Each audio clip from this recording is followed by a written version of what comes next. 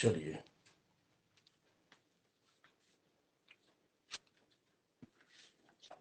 आज जो क्लास है वह है मोहनजोदड़ो।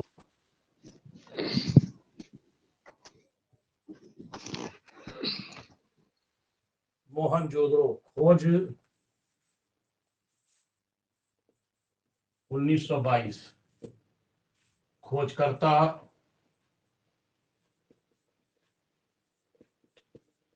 रखालदास बनर्जी। ठीक है, ये है आपके आज जो पढ़ाएंगे वो टोटल आज है मोहनजोदड़ो। मोहनजोदड़ो से जितनी जानकारी फैक्ट है वो तो मिलेंगी ही, बाकी जब हम सिंधु सभ्यता की कला में आएंगे, यानी इसकी जो स्पेशल कला क्लास होती है, तो कुछ चीजें ऐसी होंगी जो आपको हर स्थल की वहां पे कला में जब पढ़ाएंगे तो वहां आपको मिलेगी। जैसे मूर्तियों के बारे में पढ़ाएंगे तो अधिकतर मूर्तियों के बारे में डिटेल हम आपको जब सिंधु की उसी में क्या पढ़ाते हैं, उसमें मूर्तियां पढ़ाते हैं, उसी में मनके, उसी में आपके क्या कहते हैं मृदभाण, उस सब आपको वहां को चीजें मिलेंगी, लेकिन थोड़ी बहुत जानकारी जो होगी वो यहाँ आपको मिलती रहेगी फैक्ट के आधार पर। आइए बात करते हैं मोहनजोदड़ो। मोहनजोदड़ो को ध्यान दीजिएगा, मोहनजोदड़ो को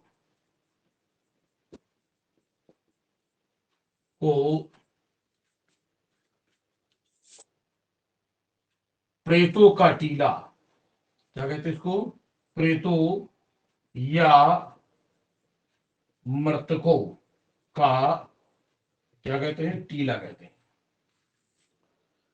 क्यों कहते हैं, बस खाली इतना जान लें, इसलिए कहते हैं कि यहां से हमें 42 नरकंकाल समूह मिले हैं। यहां से क्या मिलता है हमको, यहां से हमें 42 नरकंकाल, 42 नरकंकाल यहां से मिले हैं। यानी वो ऐसे मिले हैं जैसे कहीं पर 5, कहीं पर 2, कहीं पर 3, इस तरह से टोटल संख्या कितनी है वो आपको मिली है 42। तो 42 नरकंकाल मिले हैं, और यहां पर एक भी कब्रिस्तान नहीं मिला है। तो इसलिए मोहनजोदड़ो को कहते हैं प्रेतों का टीला या मृतकों का टीला के नाम से जाना जाता है। एक तो ये हो गया। दूसरा क्या है, ध्यान दे, दूसरा है,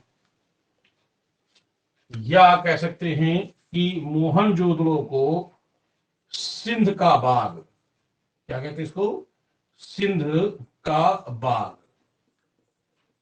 सिंध का बाग इसलिए कहते हैं कि मोहनजोदड़ो जो है वो हड़प्पा से ज्यादा महत्व रखता है।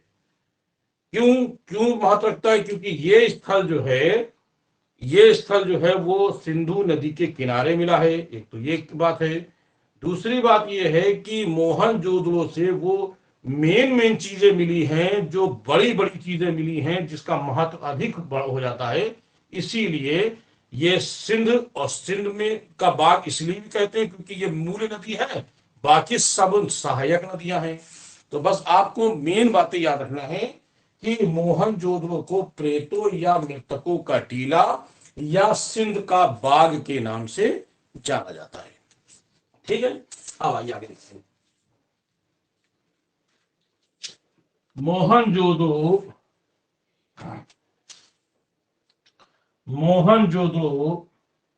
पाकिस्तान के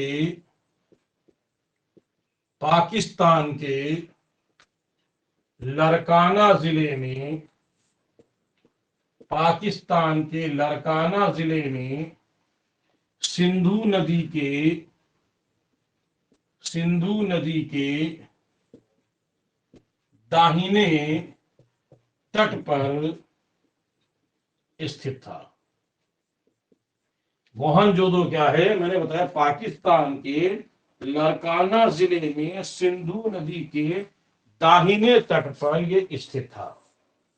इसकी खोज 1922 में, मैं ऊपर लिख चुका हूं, इसकी खोज 1922 में किसने की थी, तो आप कहोगे रखालदास बनर्जी ने की थी। किसके कहने पर की थी या किसके निर्देश पर की थी, तो आप ये कहोगे कि मोहनजोदड़ो कि जो निर्देश पर खोज की गई थी तो वो कौन थे? John Marshall. कौन थे?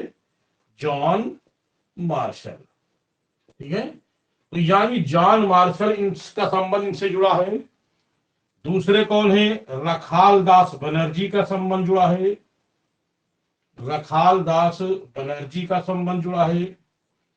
इसके अलावा इसमें कौन है? दयाराम साहनी भी थे, इनके साथ में बाद में जुड़ गए थे। दयाराम साहनी थे। और कौन थे? इसके अतिरिक्त के एन दीक्षित। के एन दीक्षित, वो भी खुदाई में लगे हुए थे। इसके अलावा सनाउल्लाह खां। सनाउल्लाह खां। इसके अतिरिक्त माधो स्वरूप वत्स। माधो स्वरूप वत्स। वत्स। इसके अतिरिक्त मार्टिमर ह्यूलर। मार्टिमर ह्यूलर। इसके अतिरिक्त जॉर्ज एफ डेल्स। ये इतने लोग जो हैं वो मोहनजोदड़ो से जुड़े हुए थे।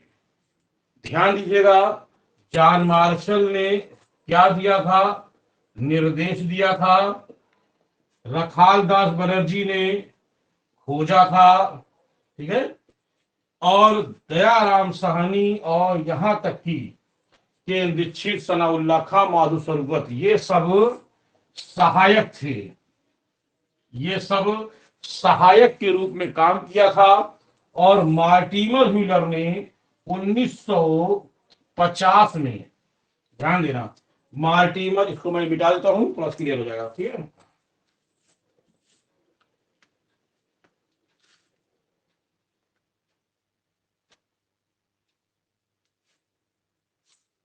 मार्टिमर मार्टिमर व्हीलर ने 1950 में खुदाई, यानी खुदाई कराई थी। तो इन्होंने बताया कि हड़प्पा की तरह मोहनजोदड़ो से दो टीले मिले हैं। एक टीले का नाम है पश्चिमी टीला। इन्होंने एक टीले का नाम दिया पश्चिमी टीला और दूसरे का नाम दिया था पूर्वी टीला। जैसे हमको हड़प्पा से प्राप्त हुआ था वैसे ही यहां से हमको मिल रहा है क्या? पश्चिमी टीला और पूर्वी टीला। इसके बाद 1964-65 में, ठीक है, 1964-65 में George F Dales George F Dales का कहना है कि दोनों ही टीले रक्षा प्राचीर से घिरे हुए हैं। क्या है? रक्षा प्राचीर से घिरे हुए हैं। आ रहा समझ में? इन्होंने कहा कि दोनों ही टीले रक्षा प्राचीर से घिरे हुए हैं। एक बार फिर ध्यान दिए, मैंने कहा है कि मोहनजोदड़ो से दो टीले मिले हैं, पश्चिमी पूर्वी टीला। इस पर अमेरिकी पुरातत्व विद्वान जॉर्ज एफ डेल्स ने कहा कि दोनों ही टीले रक्षा प्राचीर से घिरे हुए। तो आइए हम एक एक टीले के बारे में, जैसे कल मैंने आपको बताया था, वैसे ही ध्यान देते हैं। ठीक है, तो चलिए आइए ध्यान दें। क्या है? सबसे पहले पश्चिमी टीला। पश्चिमी टीला, हम बात करते हैं पश्चिमी टीला वैसे ही जैसे हमको हड़प्पा से प्राप्त हुआ था पश्चिमी टीला। कैसा है पश्चिमी टीला? पश्चिमी टीला जो है समलम चतुर्भुज के आकार का है। समलम चतुर्भुज के आकार का है ये। ठीक है, समलम चतुर्भुज के आकार का है ये पश्चिमी टीला समलम चतुर्भुज चतुर्भुज के आकार का है। ठीक। पश्चिमी टीले को कहा जाता है दुर्ग टीला। पश्चिमी टीले क्या कहते हैं? दुर्ग टीला कहते हैं। क्यों? क्योंकि ये था ऊंचाई पर है और दुर्ग की तरह बना रहता था, तो इसको कहते हैं दुर्ग टीला। ठीक है। लेकिन कहते कि जब रखाल दास बनर्जी जब इसकी खुदाई कर रहे थे तो यहां पर एक मिला था स्तूप। यहां पर इस पश्चिमी टीले से हमको एक क्या मिला था? कुशाल कालीन स्तूप मिला। ठीक है। यहां से हमें पश्चिमी टीले से खुदाई के पास से यहां हमें कुशाल कालीन स्तूप मिला। इसलिए इसलिए इस टीले को स्तूप टीला भी कहते हैं। समझा?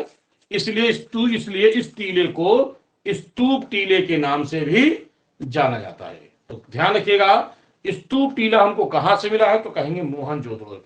मोहनजोदड़ो में कहां से मिला तो कहेंगे हम पश्चिमी टीले से मिला है। क्लियर हो गया? अब आइए इधर हम बात करते हैं। एक बार फिर से ध्यान दें, समलम चतुर्भुज के आकार का है। यह टीला दुर्ग टीला कहलाता है। कुशाल कालीन स्तूप मिलने के कारण इसे स्तूप टीला भी कहते हैं। चलो आगे बढ़ते हैं।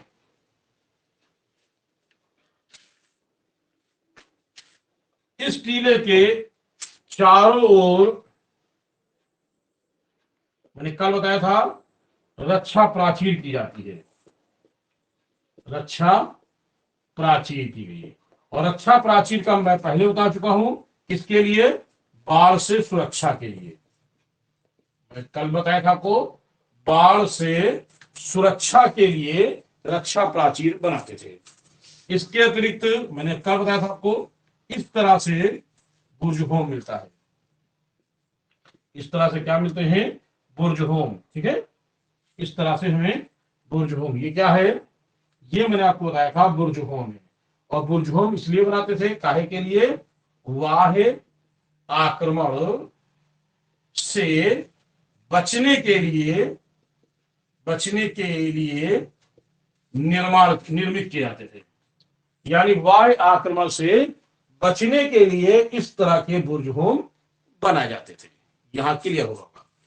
लेकिन मैंने आपको पीछे पढ़ाया था कि जो हड़प्पा का जो टीला है, उस हड़प्पे के टीले में कुछ नहीं मिलता, सब कुछ बाहर एफ टीले में मिलता। लेकिन यहां क्या है? यहां जो कुछ मिलता टोटल इसी टीले के अंदर ही मिलता है। जैसे यहां क्या मिलेगा? जैसे हमको यहां से एक अन्नागार, ठीक है, यहां से हमें स्नानागार, यहां से हमें सभा भवन, यहां से हमें पुरोहित आवास,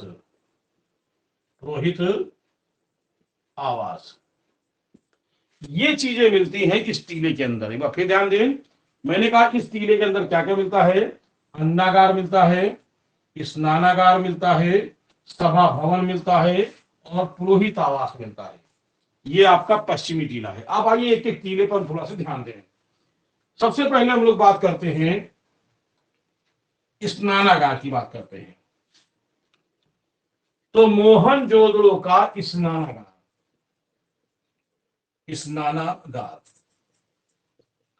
कैसा होता है? मोहनजोदड़ो का जो स्नानागार है कुछ इस तरह से है।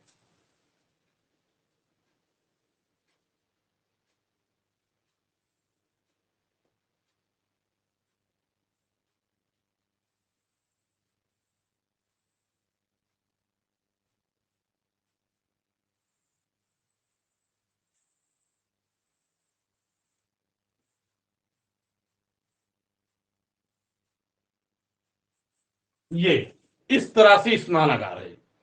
अब ये स्नानागार में ये इस तरह का स्नानागार है। ये क्या है बीच में, ये बीच में तालाब है। स्नानागार के बीचों बीच में एक तालाब है। तो तालाब मैंने बना दिया। तालाब को बनाया गया है कैसा, पक्का। मैं डिलीट करता हूं इसको, जगह बन जाए।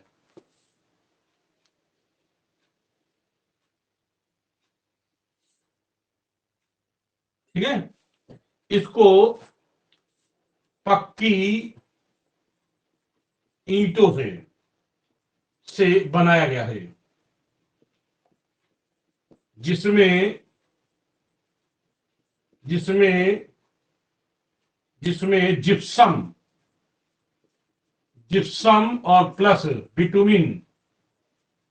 बिटुमिन बोले तो चारकोल यानी डामर। क्या बोलते हैं इसको, चारकोल यानी डामर। पक्की ईंटों से बनाया गया जिसमें जिप्सम और बिटुमिन का प्रयोग किया गया है। यह है। तालाब में उतरने चढ़ने की सीढ़ियां किस दिशा में है, तो एक सीढ़ी आपकी है उत्तर दिशा में और दूसरी सीढ़ी आपकी है दक्षिण दिशा में। यानी इसमें उतरने चढ़ने की सीढ़ियां का दिशा क्या है, क्वेश्चन ऐसे बनता है। तो आप कहोगे उत्तर और दक्षिण।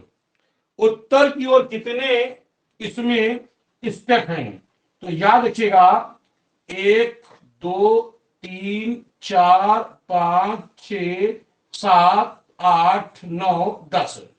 कितने स्टेप हैं, तो आप कहोगे इसके अंदर 10 सीढ़ियां हैं। 10 सीढ़ियां हैं, यानी इसके स्टेप हैं 10। आप ये लिख सकते हो 10 स्टेप है। स्टेप तो सीढ़ियों के, ठीक है।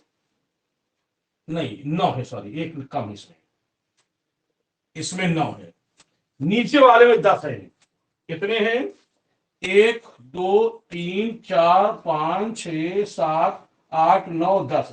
इसमें कितने स्टेप हैं, तो कहेंगे 10 स्टेप हैं। क्यों ऐसा किया गया, क्योंकि यहां एक बीचों बीच में ये नाली निकाली गई है। दक्षिण पश्चिम, ये पश्चिम है दक्षिण, दक्षिण पश्चिम में एक नाली इस तरह निकाली गई है। ये नाली क्या कहलाती है, ये नाली कहलाती है तोड़ेदार तोड़ेदार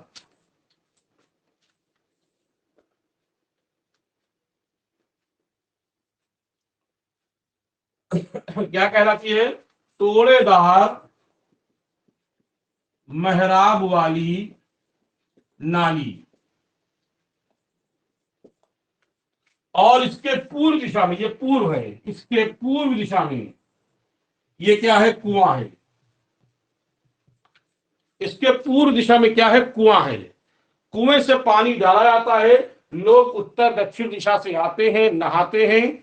और पूछा गया है कि अभी तक की कलाम तो नहीं, लेकिन हिस्ट्री में पूछा जा चुका है कि इसको बोलते हैं उतरने चढ़ने की सीढ़ियां किस दिशा में है, तो कह सकते हो उत्तर और दक्षिण दिशा में उतरने चढ़ने की सीढ़ियां हैं। ठीक है, अब ये जानने की स्नानागार की लंबाई चौड़ाई कितनी है। स्नानागार का जो एरिया है वो कितना है, तो याद कर लीजिएगा 54.86 गुणे 33 वर्ग मीटर। कितना है, 54.86 गुणे 33 वर्ग मीटर, याद कर लीजिएगा। ठीक है, 33 वर्ग मीटर की इसकी जो है आपकी लंबाई और चौड़ाई है। ठीक, अब इसमें बहुत सारी डिटेल है, हम आपको इस सब डिटेलों से आगे जाना नहीं है। मेन बातें खाली समझिए। फिर क्या है, इसकी ये लंबाई चौड़ाई है। ये स्नानागार का मतलब क्या था, ये था मूल रूप से धार्मिक रूप से लोग स्नान करने आते थे। ठीक है, तो क्या है, क्वेश्चन पकड़िए, तोड़ेदार मेहराब वाली नाली ये है। ठीक है, उतरने चढ़ने की सीढ़ियां क्या है, उत्तर है और दक्षिण में है सीढ़ियां। अब सीढ़ियों में स्टेप कितने ये सब नहीं पूछ सकता, लेकिन पूछ सकते दिशा कौन सी है। ठीक है, तालाब का जो बीच का तालाब है वो पक्का है, जिसमें जिप्सम और बिटूमिन यानी डामर, डामर मतलब चारकोल का प्रयोग किया गया है, और जिसकी लंबाई चौड़ाई इतनी है। ये किस लिए बताते थे? धार्मिक अनुष्ठान के रूप में इसका प्रयोग किया जाता था। ठीक, आइए आगे देखते हैं। ये आपका हो गया कौन सा? स्नानागार। इस स्नानागार के बारे में मार्शल ने क्या कहा है? मार्शल ने ने कहा कहा है, क्या कहा है मार्शल ने? मार्शल ने कहा था कि तत्कालीन विश्व का ये स्नानागार स्नानागार तत्कालीन विश्व का आश्चर्यजनक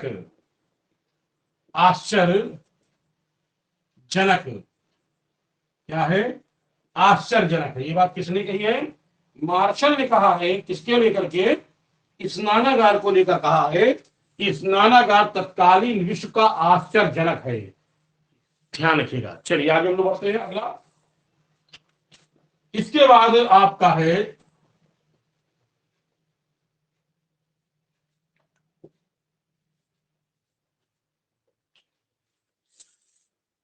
इसके बाद अन्नागार। अन्नागार अन्नागार 27 कमरों वाला पक्का पक्का भवन है, जिसमें अनाज रखा जाता था। ठीक, ये अन्नागार 55 गुणे 37 वर्ग मीटर का है। यानी लंबाई इसकी कितनी है? इसकी लंबाई जो है वो कितनी है? 55 है। और इसकी जो चौड़ाई है वो कितनी है? वो 37 है। यानी ये स्नानागार से भी बड़ा है। ये स्नानागार से भी, स्नानागार कितना है? 54.86 गुणे 33 वर्ग मीटर। और ये कितने हैं? 55 गुणे 37 वर्ग मीटर। क्लियर? तो इस तरह से अन्नागार जो है ये सर ऑप्शन में यही देंगे 55 गुणे 37 वर्ग मीटर। लेकिन कुछ किताबों में जो है वो कुछ अलग करके दिया है। वो ये हिस्ट्री के आधार पर बिल्कुल सही है ये। ठीक है ना? बाकी कुछ अलग अलग कुछ दिया है, उससे आपको मतलब, क्योंकि अलग अलग तरीके देते। जैसे आपकी आया था कि वो किसकी पूछा था कि लंबाई चौड़ाई कितनी है नर्तकी की, तो जो मैंने पहले बताया वही आया। ठीक है, तो बस वही ध्यान रखिएगा जो नाप है। अब आइए अन्नागार की, जो अन्नागार को बारे में जानने की। अन्नागार जो है ये सिंधु सभ्यता की सबसे बड़ी इमारत है। इमारत मतलब भवन है। तो याद कर लीजिएगा, सिंधु सभ्यता का सबसे बड़ा भवन कौन सा है? तो आप कहोगे अन्नागार है। ऐसे पूछेंगे कि अन्नागार कहां से मिला है, तो कई स्थानों से मिला, लेकिन सबसे बड़ा अन्नागार कहां से मिला है? तो कहेंगे मोहनजोदड़ो से मिला है। तो क्लियर हो गया? सर हड़प्पा से भी मिला है ना अन्नागार? हड़प्पा से भी सर मिला है ना अन्नागार? अरे बाबा, हड़प्पा से मिला है, लोथल से मिला है, हड़प्पा से मिला है, कालीबंगा से मिला है। हम ये थोड़ी कह रहे कि नहीं मिला है, लेकिन सबसे बड़ा अन्नागार, मैंने ये भी तो बोल रहा हूं ना, सबसे बड़ा अन्नागार कहां से मिला है? तो आप ये कहोगे मोहनजोदड़ो से मिला है। ऐसे तो अन्नागार अभी मैं आपको सब जगह बताऊंगा, ठीक है, लेकिन आपको याद रखना है कि सबसे बड़ा जो क्वेश्चन बनेगा वो पकड़िए ना। सबसे बड़ा अन्नागार कहां मिला? तो आप कहोगे ऐसा अन्नागार हमको मिला है मोहनजोदड़ो से। पूछा जाएगा लकड़ी का अन्नागार कहां से मिला है? तो कहोगे आप लकड़ी का अन्नागार लोथल से मिला है। ठीक है ना? छोटे छोटे अन्नागार कहां से मिले? तो कहेंगे पादरी से मिला है, नौसाड़ों से मिला है, इसके अलावा जो है हड़प्पा से मिला है, कालीबंगा से मिला है, बहुत सारे मिले। लेकिन क्वेश्चन ये थोड़ी पूछेगा, क्वेश्चन ये पूछेगा सबसे बड़ा नगर कहाँ मिला है, क्वेश्चन पूछेगा लकड़ी का नगर कहाँ मिला है, ऐसे क्वेश्चन पूछेगा। तो इसलिए आपको याद रखना है कि बड़ा नगर यानी सबसे बड़ी इमारत कहने या सबसे बड़ा भवन कह लें, वो आपका क्या है, नगर है। तो ये हमको मिला है कहां से, मोहनजोदड़ो से। ठीक है, चलिए आगे हम लोग बढ़ते हैं। इसके बाद मोहनजोदड़ो से हमने एक बताया है क्या, एक भवन मिला है। तो इसको लेकर के अलग अलग विद्वानों ने अलग अलग तर्क दिया, आपको ये नहीं जानना है, इसलिए नहीं जानना है कि आप कंफ्यूज हो जाओगे। सीधे सीधे जानो कि मार्टिमर व्हीलर ने इसे सभा भवन कहा है। किसने, मार्टिमर व्हीलर ने इसे सभा भवन, या एक शब्द और है सभा भवन या दरबार आम, क्या कहेंगे इसको, या दरबार ए आम। ठीक है, कैसा है भवन, जो इसको देख लेते हैं। ये भवन जो है आपका, ये भवन इस तरह से ऐसा वर्ग बनाइए, फिर बीच में यहां रखिए, इसी के बराबर दूसरा वर्ग बना दीजिए, ये ठीक है, इसी के बराबर आप दूसरा वर्ग बना दीजिए ऐसे। उसके बाद इसको यहां मिला दीजिए, ये मिला दीजिए, ये मिला दीजिए और ये मिला दीजिए, ये बन गया क्यूब यानी घनाकार। ये सभा भवन कैसा है, ये घनाकार है, इसका मतलब इसकी लंबाई चौड़ाई समान होगी। ठीक है, इस घनाकार का क्षेत्रफल कितना है, तो ये आपका है 24.43, ये बिल्कुल सही है, सॉरी 27.43, 24 करें 27.43 घन मीटर, ये है आपका, ये इसका क्षेत्रफल कितना है 27.4 घन मीटर घनाकार के रूप में पाया गया है, जो 20 खंभों पर टिका है। देखिए 1 2 3 4 5, 5 खंभे हो गए, 1 2 3 4 5, 5 खंभे हो गए, 1 2 3 4 5, 5 खंभे हो गए, 1 2 3 4 5, 5 खंभे हो गए। तो यानी कितने खंभों पर, ये 20 पिलर पर, पिलर पर मतलब स्तंभ पर, 20 स्तंभों पर ये भवन खड़ा हुआ है। लेकिन क्या कहा गया है, इसको मार्शल ने बौद्ध गुफा मंदिर का, हमें नहीं जानना है इसको। ठीक है, हमें केवल ये जानना है कि इसको क्या कहते हैं। तो ये कहते थे मार्टिमर व्हीलर ने, फाइनल रूप से इसको दरबार आम कहा है, इसको हम सभा भवन के नाम से जान सकते हैं। तो ये है आपको मिला है क्या, पश्चिमी टीला से। तो इस तरह से पश्चिमी टीला से हमें ये सब चीजें मिलती हैं। चलो आगे बढ़ते हैं लोग। अब बात करते हैं पूर्वी टीले से। पुरोहित आवास वैसे होते जैसे नॉर्मली मकान होते, वैसे पुरोहित आवास होते थे, वो आपको मतलब नहीं। अब आइए बात करते हैं पूर्वी टीला। पूर्वी टीला, पूर्वी टीला को हम कहते हैं नगर टीला, और ये भी रक्षा प्राचीर से घिरा हुआ है। ये बात 1964-65 में ये बात किसने बताई है, ये बात जॉर्ज एफ डेल्स ने बताया है कि पूर्वी टीला भी वो रक्षा प्राचीर से घिरा हुआ है। यहां की व्यवस्था बिल्कुल वैसे ही है जैसे हड़प्पा में थी। क्या थी कि यहाँ का, अब जो चीज मैंने कल कहा था कि जो चीज दोबारा आएगी मैं खाली बोलूंगा लिखूंगा नहीं, जैसे मैंने कल हड़प्पा में बताया था कि यहां से हमें वैसे ही मकान मिले जैसे आयताकार या चतुर्भुजाकार के मकान होते थे।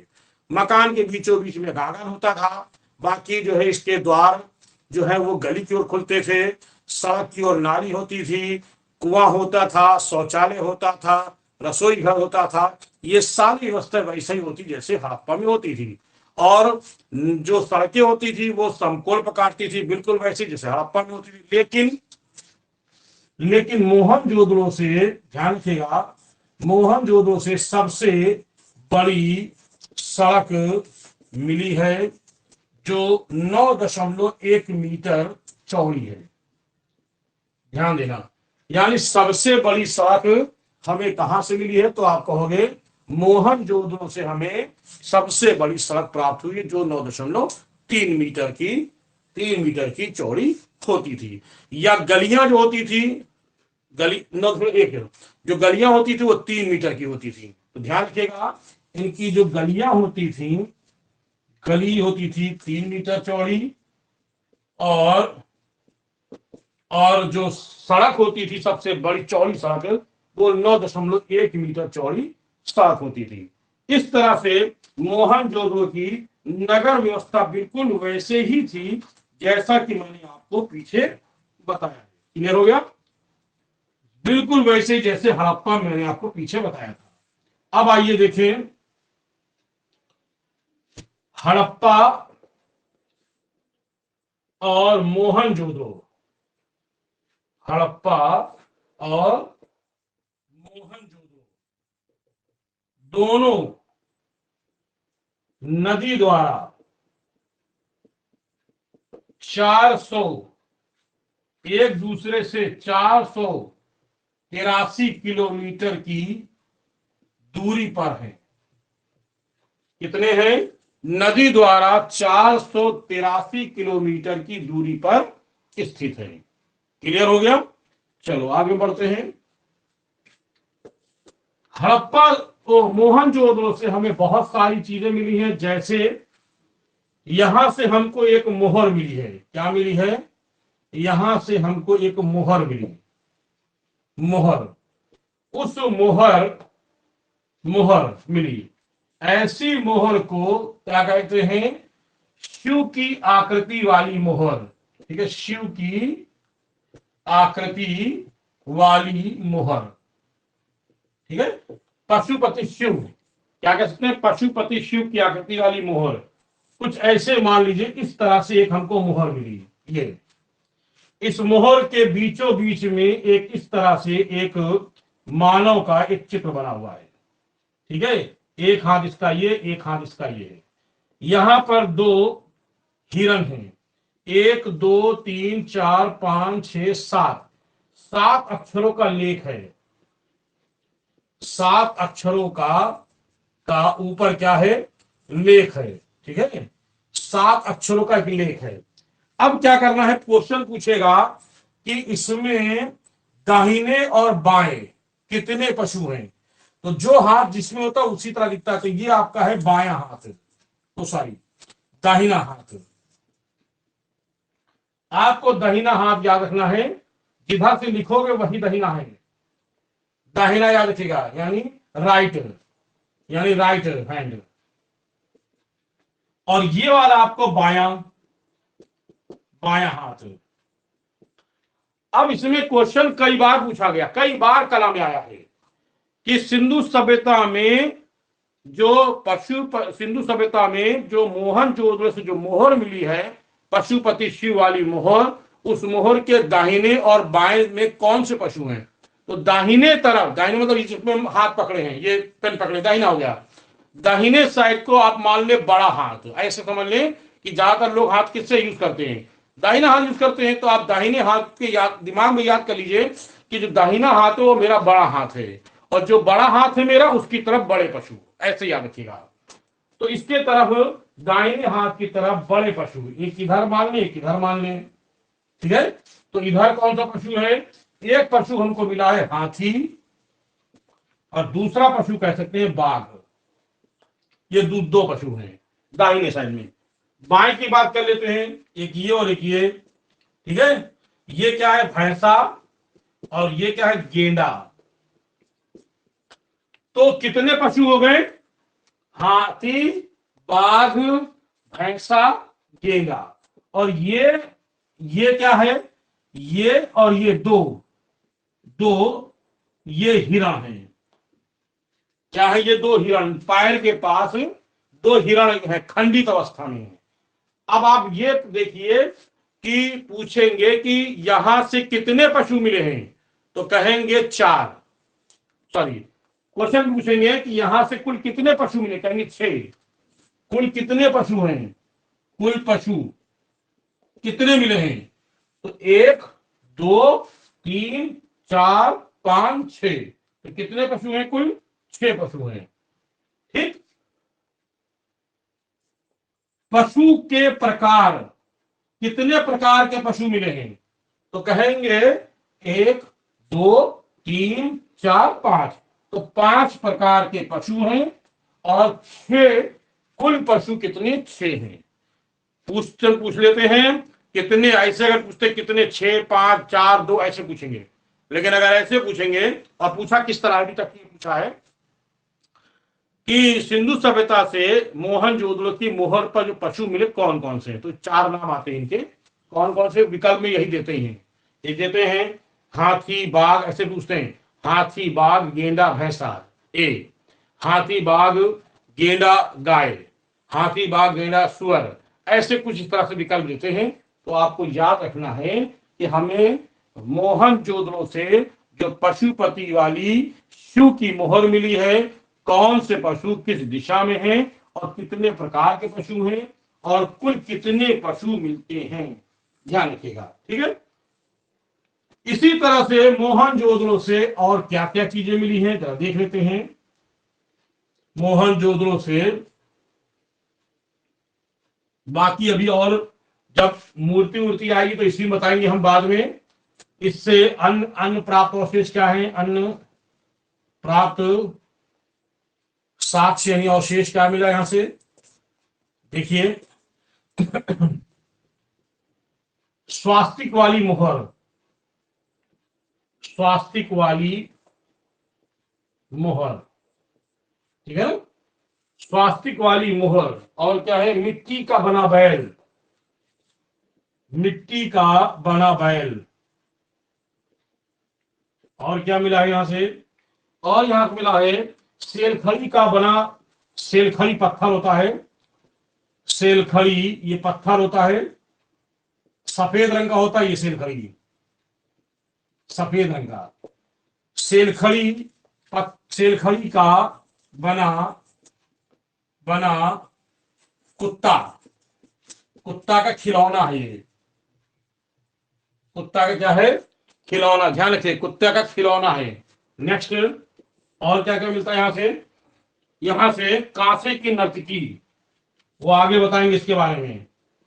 कांसे की नर्तकी, इसके बारे में डिटेल आपको देंगे जब आगे पढ़ाएंगे। ठीक है, कांसे की नर्तकी। इसके अलावा और क्या है मिलता है? वृषभ की बलिष्ठ मूर्ति, वृषभ की मूर्ति। ठीक है। इसके अलावा और क्या मिलता है यहां से? सूती कपड़े, सूती सूती कपड़े। ठीक है। इसके अलावा यहां से 6 भट्ठे, हाथी का कपाल खंड, हाथी का कपाल खंड। ठीक है, हाथी का कपाल खंड। गले हुए तांबे के ढेर, गले हुए तांबे के ढेर। सीप की पटरी, सीप की पटरी। ठीक है। नाव, एक मुहर पर नाव का चित्र, एक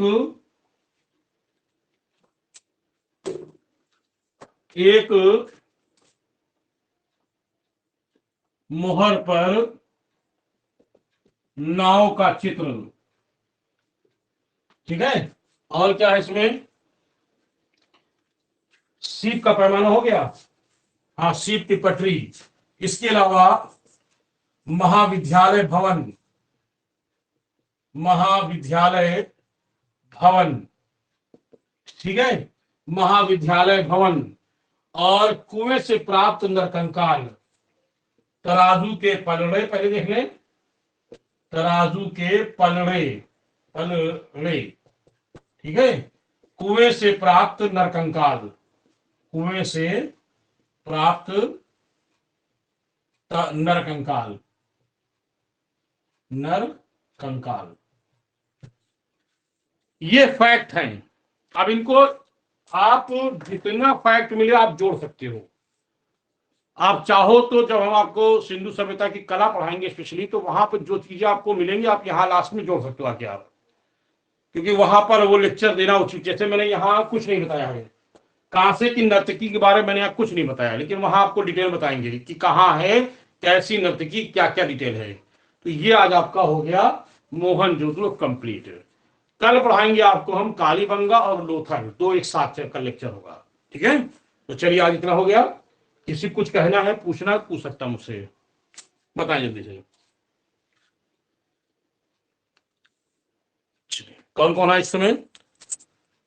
प्राची, गणेश, तनुजा, सीपी सिंह, सुमन, संतोष, सत्येंद्र, जगत, आनंद, रानी, सत्यवती, शालिनी, राजेंद्र और फरहत। चलिए सबको गुड नाइट, फिर हम लोग कल मिलते हैं, तब तक के लिए जय Hind. Good night sir. Good night, good night.